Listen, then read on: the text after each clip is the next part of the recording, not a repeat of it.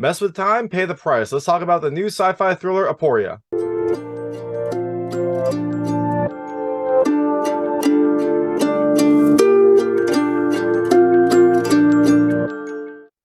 Hey everyone, it's David Starr from Watch or Pass, and today I'm here to talk to you about Aporia, which comes to theaters on August 11, 2023. It debuted at Fantasia Fest last month, but it's coming to theaters on August 11, 2023. It is an indie sci-fi film with a great cast and very interesting choices. My hot take is, look, I think you should watch it. I really like this film. I thought it was a really well done indie sci-fi thriller. I loved the cast. I love the effects, or I guess kind of lack of effects in this film that helps to tell the story, but also stays within what I imagine is an indie budget and gives you this like sense of realism to it. And I like the overall story and the focus on choices and the effect of those choices. So definitely check it out when it comes to theaters. So that being said, I'm going to tell you a little bit more about the film, a few things I liked, a few things I didn't like, and then really quickly go into the ending. So as you can imagine, there will be spoilers in the ending section. If you don't know what happens in this movie, I would turn off when I get to the ending section. You probably don't. Look, it's a film about choices and the effect that those choices have on your life and lives of others, so you probably don't want to know what happens because there are some interesting consequences to the choices that are made. But don't worry, before the ending section, I'll keep it vague, I'll keep it spoiler free, and I'll let you know when I get to those spoilers. So in Aporia, you have Sophie, who's played by Judy Greer, who is having kind of a very rough year. Her husband Mal was killed earlier in the year by a drunk driver. That has caused a spiral on her life. She is now raising her daughter by herself. She is, tired. She is stressed. Her daughter is not dealing with it well because she lost her father, who she was really, really close with. Her life is just going downhill. But thankfully, she has the help of her and her husband's friend, Jabir, who they were like nerds together. They were both really interested in science. Mal and Jabir would talk about science, would like work on various projects. And eventually, Jabir comes to her with this option, this device that he and Mal were working on, and he has finished since Mal passed, that could have a drastic effect on their lives.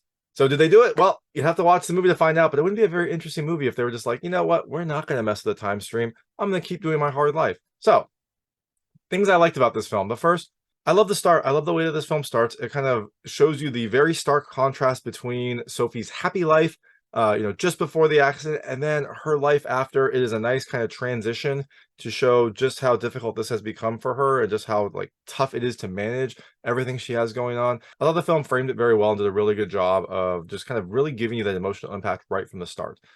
The second thing I love, which helps contribute to the emotional impact, the music is beautiful. It is cinematic, it is orchestral, it is dramatic. It at times is haunting and beautiful. It really does help to elevate this film. Look, when you have an indie film, if you have good music, it really does help to sell the emotion, to sell the story, and make it feel like a much more polished product. Like this movie looks great. This movie sounds great. This movie has a great cast. You can't really tell it's an indie film because everything is so well done. The third thing I love about this movie are the effects. I do love that this film knew what it could do from an effects standpoint and really focused on that versus trying to bring in all this CG, trying to bring in bigger, more impactful effects. I think the film kind of knew what it could do well and did it perfectly. The actual tech in this movie is fairly low tech. You've got this very kind of mechanical device. It looks like just this hunk of metal and wires and parts. I assume it was just random stuff that was taken from a scrapyard thrown together to look high tech, but it does a really good job.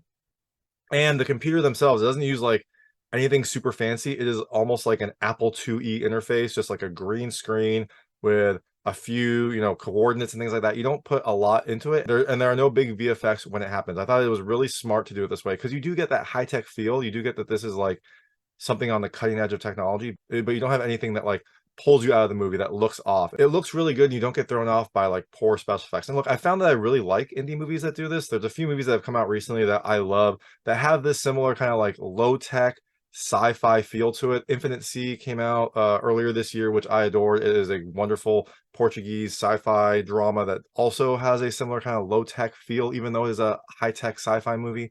And a film that came out last year, maybe 2 years ago, called Repeat, also has a similar feel. It is a sci-fi drama that doesn't do too many VFX, uses kind of like a low-tech feel. I also like that movie and the way that none of these films really kind of broke your suspension of disbelief, and Aporia does it also. The fourth thing I love, look, I love the slow development. I like how this film builds very slowly, especially when you're getting to know Sophie and her plight and the thing that she might choose to do. I do love that the film kind of very slowly progresses, lets you kind of get used to her character. And then when some of the choices do happen, even then, the film doesn't rush. It feels like it takes its time. It tells a story. It lets you spend enough time in each of these situations to really kind of get a feel for what is happening. and then it'll change it up because the movie does have some distinct arcs, but I do like that it spent some time in each of them. And the last thing I love, look, I love the ending. I like the way that this film builds and builds and builds and then kind of like gives you an ending that feels very appropriate. There's one very little thing about the ending that I'll mention in the ending section, but overall, I like the way that this film ended. Look, I like the way that started. I like the way that it developed. I like the way it ended. I really like this film. I think it's a very well done movie. That being said, things I didn't love as much, and this very minor. I don't know, I'll call it some story elements. There are some relationships that develop very quickly. It felt a little bit, I don't know, unnatural. It felt a little bit kind of thrown in there, but you need them for the story to kind of progress. For some of the later choices to happen, you need the way that the story develops. So I didn't love it, but I understand why you have to have them because that is how you get from point A to point B in this movie. So that being said, Aporia comes out on August 11th, 2023. I definitely think you should check it out. It is a really, really good indie sci-fi drama. Has a little kind of touch of horror in it. I wouldn't call it a horror film, but it definitely is a really well done indie sci-fi film. So I'm going to go into the ending right now. If you don't want to know what happens in this movie, I would turn it off now because there will be spoilers.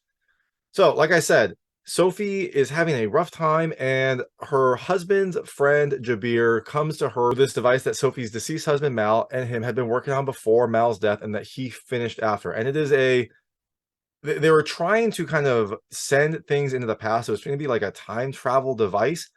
They didn't do that, but what they were able to do is figure out how to send like essentially a particle or like a burst of energy into the past into a very specific time. And as with every big sci-fi advancement, what are they going to use this for? Well, it's going to be a weapon. It's kind of like a time gun. You can send they call it an abstract particle.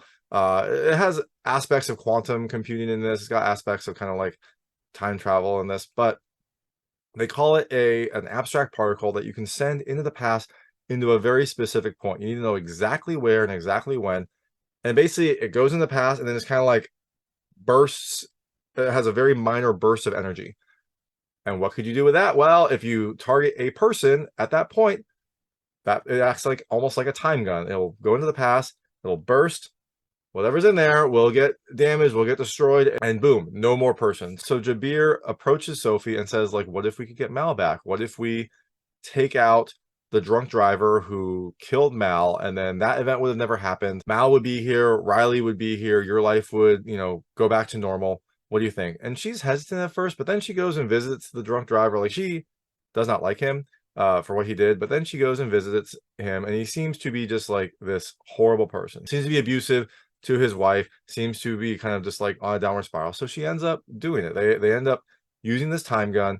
And at first, you don't know if it works because the film kind of then goes into like a quantum explanation. So it says essentially like when you're in the room, you are observing this event. So you don't have the changes from the effect of time happen to you because you are observing this machine doing what it does. So it's kind of like, if everything else exists, I guess, in a superposition, but you are in the room, you are observing it, so you do not have that superposition happen. It's not really quantum, but you know what? It's fine. It's good for this explanation.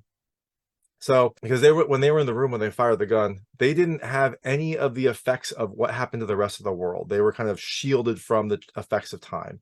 So when they go out, they still have all of their memories, they still have all of their lives, but the world itself has changed around them.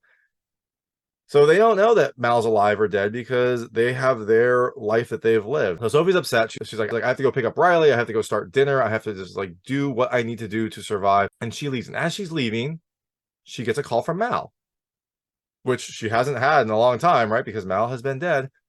She runs to the park to meet him, and Mal's there. And Riley's there, and like everything is back to normal for them. Everything seems perfectly fine for them. Their life is growing great. But remember, they took out the drunk driver. I wonder how their life is doing. Eventually, Sophie runs into the wife of the drunk driver, this person named Cara, and it seems like her life is not doing that well. Before her life, she was in a nice house. Her kid was taken care of. Her husband was abusive, but she at least kind of had a decent shell of a life. Now, Cara seems to have lost her house, seems to be dealing with financial problems, and her daughter, Aggie, had some medical issues. Apparently, her ex-husband's insurance was helping to cover. Now she doesn't have insurance. She is under financial difficulty. She's under financial water. It seems like her life decreased as Sophie's life became better.